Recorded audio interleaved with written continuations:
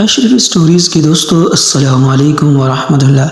یہ تو پھر دوستو ہم آپ کو بتائیں گے واقعہ کربلا کے بعد کے واقعات اور شہداء کی حرمتی اور ان کے خیموں کو کس طرح لوٹا گیا اور ان کی لاشوں کی بھی حرمتی کس طرح کی گئی۔ یہ تو پیارے دوستو سانحہ کربلا یا واقعہ کربلا اگر آپ نہیں جانتے تو انشاءاللہ ہم آپ کو اس ویڈیو میں مکمل تفصیل کے ساتھ بتائیں گے۔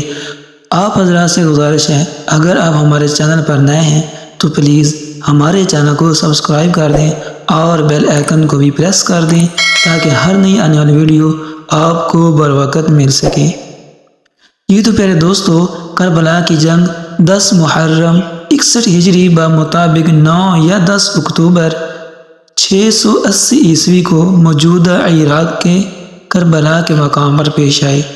یہ جنگ نواس رسول حضرت امام حسین ابن علی اور ان کے حامیوں اور رشتہ داروں کے ایک چھوٹے سے گروہ سے تھی۔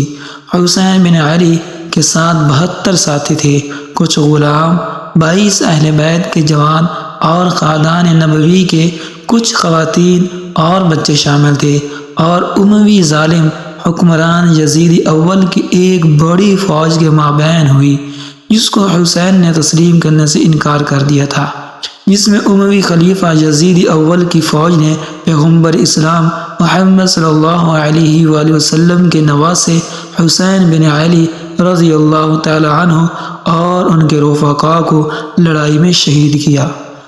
حسین کے خیموں کو لوٹ لیا گیا اور بالآخر آگ لگا دی گئی۔ عمر بن سعد کی فوج نے کربلا کے صحرا میں مقتولین کی یعنی شہداء کی لاشوں کی بے حرمتی کی اور وہیں میدان میں اس کو چھوڑ دیا۔ بنی اسد کے لوگوں نے لاشوں کو یعنی شہداء کو 3 دن بعد دفن کیا۔ واقعہ کربلا کے بعد حسین بن علی کی فوج سے وابستہ متعدد خواتین اور بچوں کو گرفتار کر کے قید کر کے بازار اور ہجوم والے مقامات سے گزار کر ان کی توہین کی گئی اور انہیں یزید ابن معاویہ کے دربار شام بھیج دیا گیا۔ جنگ میں شہادت کے بعد حضرت امام حسین کو سید الشہداء کے لقب سے پکارا جاتا ہے۔ تو پیارے دوستو یہ بہت ہی دردناک اور ایسی کہانی ہے جسے ہم سن کر ہمارے رونقیں کھڑے ہو جاتے ہیں۔ یہ محرم کے 10ویں دن حسین بن علی اور عمر سعد کے لشکروں کا آمنا سامنا تھا۔ ابو مخنف کے مطابق امام حسین کی فوج کی تعداد 32 گھڑ سوار اور 40 پیادہ تھے، اور امام محمد باقر کے مطابق 45 گھڑ سوار اور 100 پیادہ تھے، یعنی 45 گھڑ سوار تھے جو گھوڑوں پر سوار تھے اور 100 پیادہ جو پیدل چل رہے تھے، ان کے پاس کوئی سواری وغیرہ نہیں تھی۔ اس کے سامنے عمر بن سعد کی فوج تھی جس میں 30,000 کے قریب نوجوان تھے۔ جنگ شروع ہوئی اور حسین اور ان کے ساتھی شہید ہو گئے۔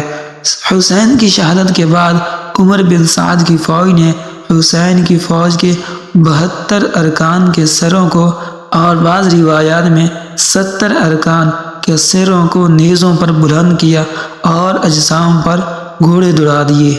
جنگ کی وجہ یہ کہ حسین ابن علی نے یزید ابن معاویہ کی بیعت نہیں کی۔ حسین ابن علی یزید ابن معاویہ کی حکمرانی کو غیر قانونی، ناجائز اور غیر شرعی سمجھتے تھے، جو حسن مجتبی اور معاویہ ابن سفیان کے درمیان میں صلح معاہدے کے خلاف یزید اول کو وراثت میں ملی تھی۔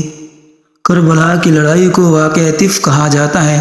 واقعہ کربلا کو اسلامی تاریخ کی ایک متنازع لڑائی سمجھا جاتا ہے کیونکہ اس لڑائی کے نتائج اور تفصیلات سے سیاسی، نفسیاتی اور نظریاتی مضمرات تھے جو آج بھی عصر حاضر تک تنازع کا شکار ہیں، کیونکہ یہ معرکہ ان حقائق کے سلسلے میں سب سے نمایاں واقعہ ہے جس نے سنیوں اور شیعوں کے مابین تعلقات کو تشکیل دینے میں ایک اہم کردار ادا کیا تھا۔ تو پیارے دوستو شہادت حسین کی خبر جب سرزمین حجاز میں پہنچی تو کوئی آنکھ ایسی نہ تھی جو اس سانحہ پر اشکبار نہ ہوئی، لہٰذا حجاز میں فوری طور پر انقلاب برپا ہو گیا۔ اہل مدینہ نے اموی حکام کو صوبہ سے نکال دیا اور عبداللہ بن زبیر کی بیعت کر لی۔ یزید نے مسلم بن عقبہ کے ماتحتی میں شامیوں کی فوج روانہ کی۔ اس فوج میں مسیحی کثیر تعداد میں شامل تھے۔ جب اہل مدینہ نے اطاعت قبول نہ کی تو ولید بن عقبہ نے شہر پر حملہ کرنے کا حکم دیا۔ اہل مدینہ نے اگرچہ بڑی بے جگری سے لڑے لیکن شامی افواج کے سامنے ان کو شکست ہوئی۔ اس جنگ میں بڑے بڑے اکابر مدینہ شہید ہوئے، جن میں فضل بن عباس اور عبداللہ بن حنظلہ قابل ذکر ہیں۔ شہر پر قبضہ کرنے کے بعد مدینہ الرسول 3 دن تک شامی فوجیوں کے ہاتھوں لٹتا رہا۔ مسلمانوں کی عزت اور آبرو برباد ہوئی اور 3 روز تک مسلسل قتل اور غارت کا بازار گرم رہا۔ تاریخ اسلام میں یہ واقعہ بہت اہم ہے اور سانحہ کربلا کے بعد یزید کا دوسرا بڑا سیاہ کارنامہ قرار دیا جا سکتا ہے۔ تو پیارے دوستو، اہل مدینہ نے یزید کی بجائے عبداللہ بن زبیر کو خلیفہ چن لیا۔ شہادت حسین نے لوگوں کے اندر سوئے ہوئے جذبات کو از سر نو بیدار کر دیا اور سرزمین حجاز میں ناراضگی کی ہمہ گیر لہر اموی اقتدار کے خلاف اٹھ کھڑی ہوئی۔ اہل حجاز کو ابن زبیر جیسی مؤثر شخصیت بطور رہنما میسر آئی، چنانچہ اہل مدینہ نے بھی جلد آپ کو خلیفہ تسلیم کر لیا اور آپ کی بیعت کر لی۔ اس انقلاب نے اموی اقتدار کے لیے بے پناہ مشکلات پیدا کر دی۔ حجاز کی سرزمین سے مخالفت کے یہ ابلتے ہوئے جذبات در حقیقت تمام عالم اسلام میں پیدا شدہ ہمہ گیر اضطراب کے ترجمان تھے۔ واقعہ کربلا اموی خلافت کے زوال کا اہم سبب قرار دیا جاتا ہے۔ اموی حکومت اور اس کے عمال پہلے ہی عوام الناس میں مقبول نہ تھے، کیونکہ مسلمان جب ان کی حکومت کا موازنہ خلافت راشدہ سے کرتے تھے انہیں سخت مایوسی ہوتی۔ امام حسین رضی اللہ تعالی عنہ کی شہادت نے ملت اسلامیہ کو بہت متاثر کیا۔ خود یزید کا بیٹا معاویہ دل براشتہ ہو کر خلافت سے ہی دستبردار ہو گیا۔ اگرچہ امویوں نے اپنی قوت اور استقلال کی بدولت حکومت کو وقتی طور پر اپنے خاندان میں محفوظ کر لیا، لیکن خلیفہ مروان ثانی کے زمانے تک کھلم کھلا اور زیر زمین کئی تحریکیں مسلسل اس بات کے لیے کوشاں رہیں کہ وہ امویوں کی حکومت کا تختہ الٹ دیں۔ عباسیوں نے امویوں کے خلاف اس رد عمل سے خوب فائدہ اٹھایا۔ ان کے داعی ملک کے کونے کونے میں پھیل گئے اور اموی مظالم کی داستان اس قدر پرزور اور پرتاثیر انداز میں پیش کی گئی کہ عوام کے جذبات بھڑک اٹھے۔ چنانچہ عباسیوں نے بھی حسین رضی اللہ تعالی عنہ کے انتقام کو اپنے مقاصد کے لیے نہایت کامیابی سے استعمال کیا۔ اس واقعہ کا سب سے بڑا اہم نتیجہ یہ تھا کہ امام حسین رضی اللہ تعالی عنہ کا کردار عین حق کے لیے ہمیشہ کے لیے روشنی کا ایک مینار بن گیا۔ حریت، آزادی اور اعلاء کلمت الحق کے لیے جب بھی مسلمانوں نے اپنی جدوجہد کا آغاز کیا تو امام حسین رضی اللہ تعالی عنہ کی قربانی کو مشعل راہ پایا۔ آپ ہی سے مسلمانوں نے سیکھا جبر اور استبداد کے سامنے سینہ سپر ہونا عین رضائے الہی ہے۔ ان کے خیمے جلا دیے گئے اور یہ باتیں پیغام رسانی اور حکومت یزید کی باہیت کو اشکار کرنے میں اصحاب کی قربانی اور شہادت سے کم کچھ نہ تھی۔ بچوں اور خواتین کے پاس نہ جنگی اسلحے تھے نہ جنگ کی تاب اور توانائی، لیکن ظلم اور بربریت کی آخری امکانی صورت میں بھی انہیں ضرب اور شتم، حد تک حرمت اور جذبات اور احساسات کی جراحت آزردگی کا سامنا کرنا پڑا۔ 6 مہینے کے بچے نے تشنہ لیبی کا عالم میں شت فرات کے قریب شہادت پائی۔ کم سن بچی نے اپنے بابا جان کے پارا پارا خون آلودہ جسم کے پاس تمانچے کھائے۔ اطفال حسین، حضرت حسین علیہ السلام کے بچوں کی یہی صدائے العطش یعنی پانی پیاس، اور علی اصغر رضی اللہ تعالی عنہ کا خون بھرا کرتا تھا جس نے کربلا کے جہاد اور قربانیوں کو زندہ رکھا۔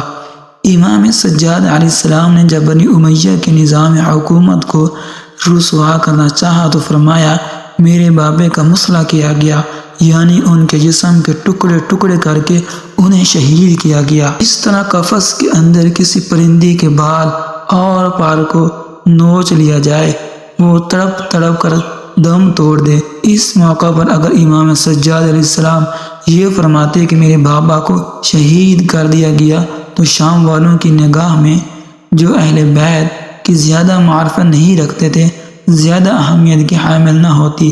اس لیے وہ کہتے ہیں کہ جنگ میں تو افراد مارے ہی جاتے ہیں، ان میں سے ایک امام حسین علیہ السلام بھی رہے ہوں گے۔ امام سجاد علیہ السلام فرماتے ہیں اگر تم قتل کرنا ہی چاہتے تھے تو پھر اس انداز سے کیوں قتل کیا؟ کیونکہ ایک پرندے کی طرح ان کے بدن کو پھارا پھارا کیا، ان کے بدن کے ٹکڑے ٹکڑے کر دیے۔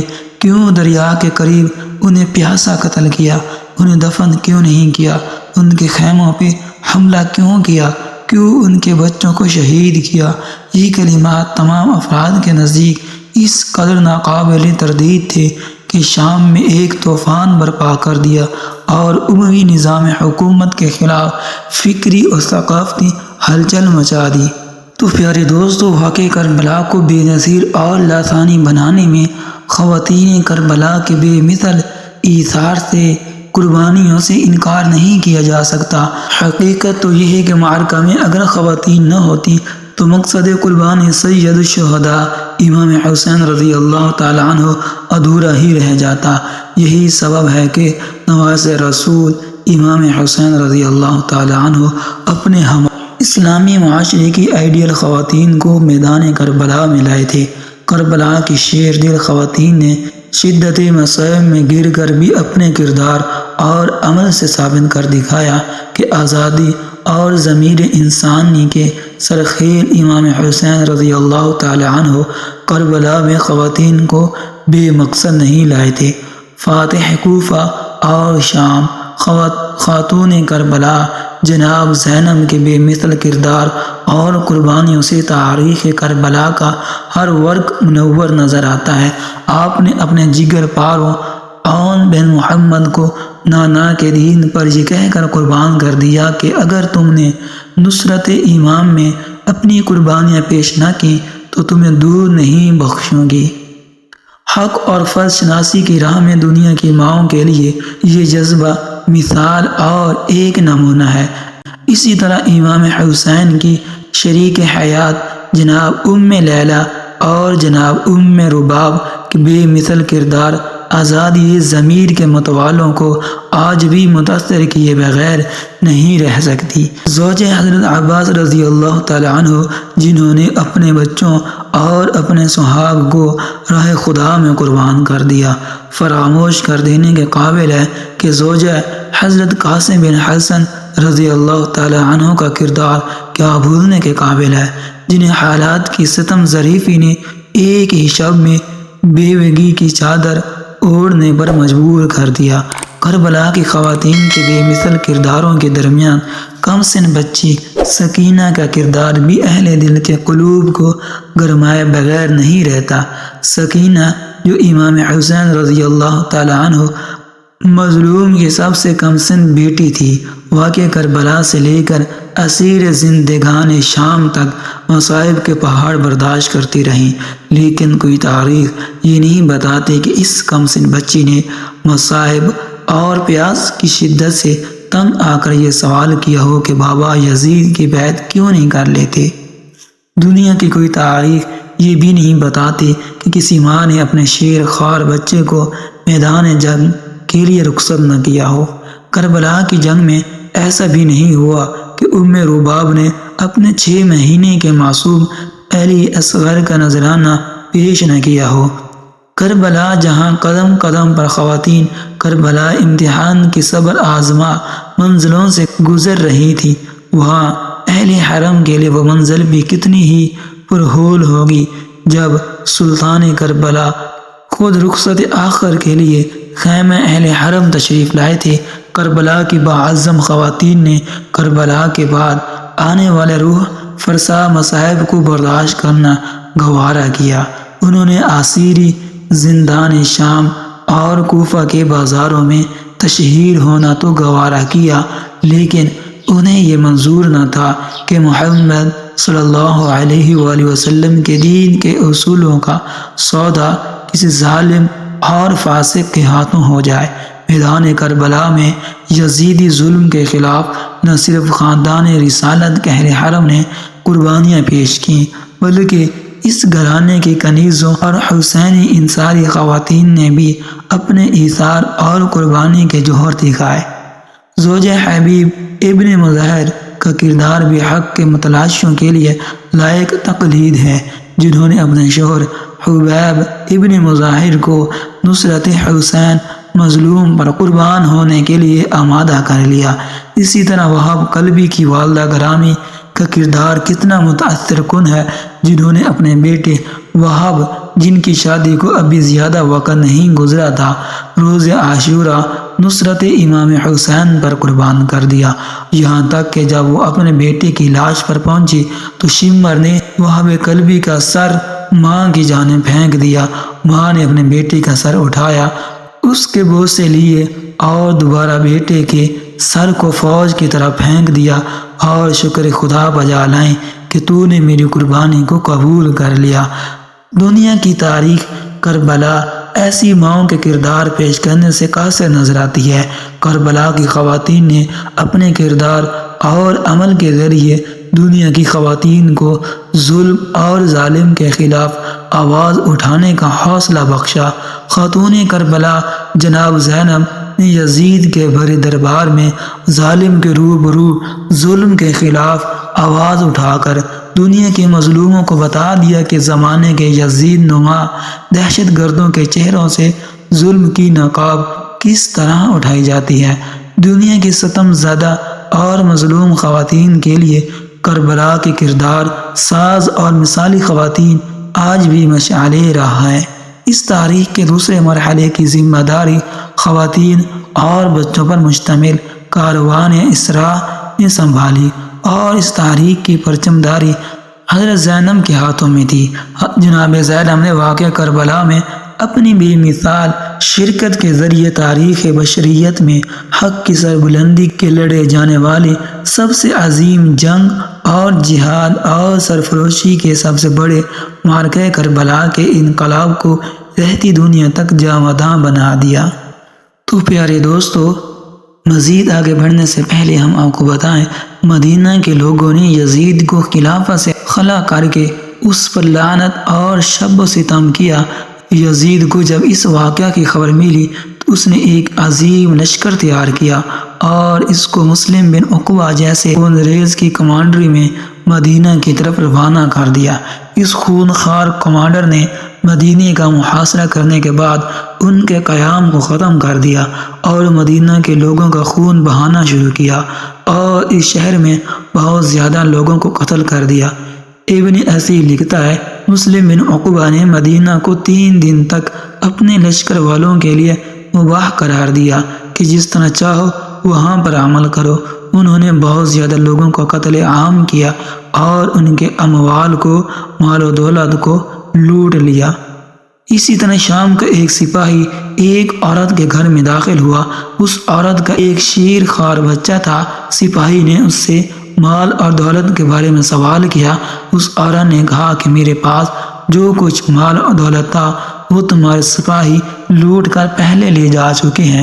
یزید کے سنگ دل سپاہی نے شیر خوار بچے کو اس عورت کے گود سے چھین لیا اور اس کے سامنے اس بچے کو اس طرح دیوار پر دے مارا کہ اس بچے کا مغز باہر آ گیا۔ مسلم بن عقبہ جب مدینہ پر مسلط ہو گیا تو اس نے مدینہ کے لوگوں سے یزید کی غلامی کے عنوان سے بیعت لی تاکہ ان کے مال اور ان کی اولاد یزید کے اختیار میں رہیں اور وہ جس طرح چاہیں اس میں تصرف کریں، اور اگر وہ منع کریں تو ان کو قتل کر دیں۔ اس واقعہ میں مہاجر اور انصار سے 1700 افراد اور دوسرے مسلمانوں میں سے 10,000 لوگ قتل ہوئے۔ شام کے لشکر والوں نے مدینہ کے لوگوں کے اس طرح سر کاٹے جس طرح قصاب بھیڑ بکری کا سر کاٹتا ہے۔ اس طرح خون بہایا کہ اس میں قدم نہیں رکھا جاتا تھا۔ مہاجر اور انصار کی اولاد اور جنگ بدر کے مجاہدوں کو قتل کر دیا، اور جو ان میں سے باقی رہ گئے تھے ان کو یزید کے غلام کی حیثیت سے بیعت لی۔